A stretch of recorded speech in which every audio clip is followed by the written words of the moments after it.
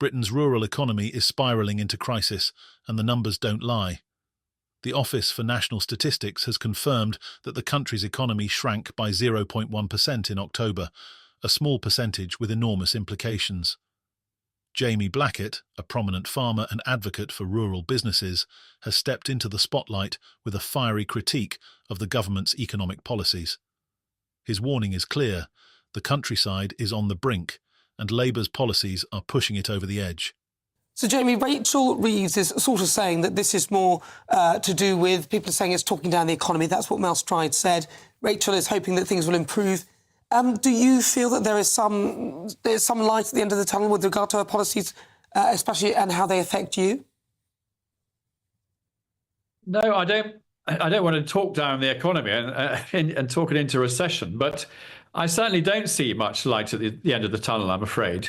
And it was interesting listening to the Chancellor just now on your clip. She's got this curiously top-down view of the economy, as if she can just sort of pull levers in a sort of command economy way, great sort of socialist grand plans, 5-year plans, that sort of thing. And I just don't see it working, because if the economy really is going to grow again, then, it's people like me who need to be unleashed on the economy. We need to have confidence to invest. I think at the moment we're all slightly in paralysis after the budget. Our main focus now is, particularly those of us of advanced years, of handing on our businesses to our children. I'm attending a symposium in the Palladium. Andrew Lloyd Webber has donated the Palladium for a day. If there are any small business owners out there are still tickets to be had, and we're going to pack out the Palladium and talk about how we can deal with the budget and change the whole narrative and change the government's mind on this, because I just don't see it working. I mean, interest rates are going to stay higher for much longer, as far as we can see.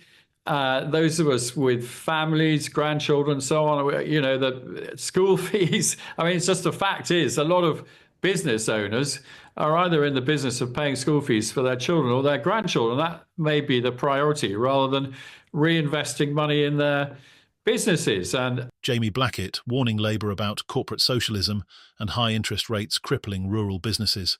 Blackett's frustration is palpable, and he isn't holding back.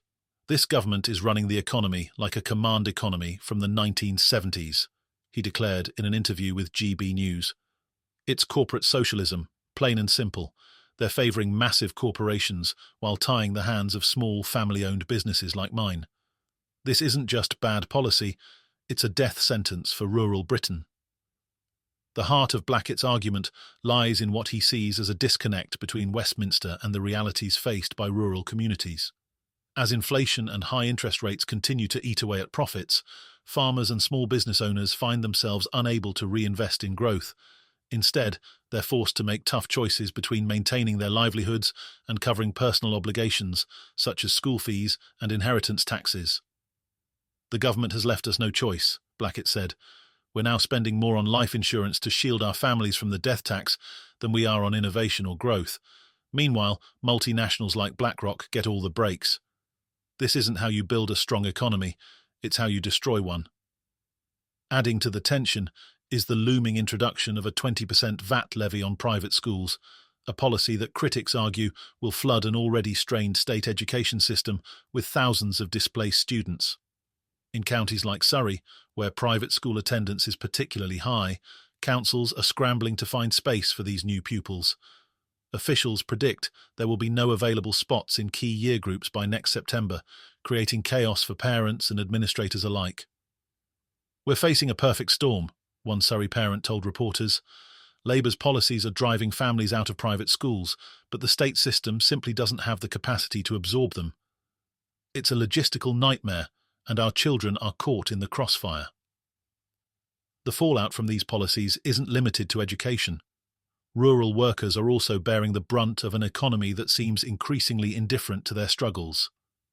Blackett highlighted the impact of automation on industries that have traditionally relied on human labour, warning that many rural jobs are being replaced by machines and algorithms. Life insurance agents, farm workers, small-town grocers, these are the people being left behind, he said. And the government's response? Silence. There's no money being spent on us because they've decided their priorities lie elsewhere. It's a betrayal of everything rural Britain stands for. In an attempt to rally support and push back against these policies, Blackett announced plans for an unprecedented summit at the London Palladium. Donated by theatre impresario Andrew Lloyd Webber, the venue will host business leaders, farmers and advocates from across the country. The goal? To develop a unified strategy for combating what Blackett calls the stranglehold of corporate socialism. We're going to pack out the Palladium and send a message loud and clear. Rural Britain won't be ignored, Blackett said. This summit isn't just about economics, it's about changing the entire narrative of how this country is run. As news of the summit spreads, public reaction has been swift and divided. Social media platforms are awash with hashtags like #corporate socialism and #save rural jobs as users debate the merits of Labour's policies. Supporters argue that the government's focus on corporate growth is necessary to stabilise the economy, while critics accuse them of sacrificing small businesses and rural communities in the process. Meanwhile, a separate crisis is brewing around state pensions. A new petition is calling for a dramatic increase in pension payments, proposing a tripling of the annual rate to nearly £30,000. The petition's backers argue that the current system fails to provide a livable income for retirees, particularly as the cost of living continues to rise. If the petition gains enough signatures, it could force a parliamentary debate, adding yet another layer of tension to an already fraught political climate. Chancellor Rachel Reeves, for her part, has defended Labour's approach. While acknowledging the disappointing GDP figures, she maintains that her policies are designed to deliver long-term growth.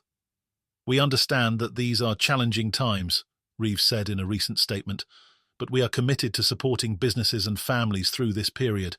Our focus remains on building a stronger, fairer economy for everyone. Blackett, however, remains unconvinced. Fairer for whom? He asked rhetorically. Certainly not for the small businesses struggling to stay afloat. Certainly not for the farmers who've been forgotten. If this is fairness, I'd hate to see what inequality looks like. As the economy continues to shrink, the stakes are higher than ever. Rural communities are at a crossroads, and the decisions made in the coming months could have far-reaching consequences. For now, Jamie Blackett and his supporters are determined to fight back, even as the odds stack against them. This isn't just about numbers on a spreadsheet, Blackett said. This is about people's lives, their families, their futures, and we're not going to let the government take that away from us without a fight.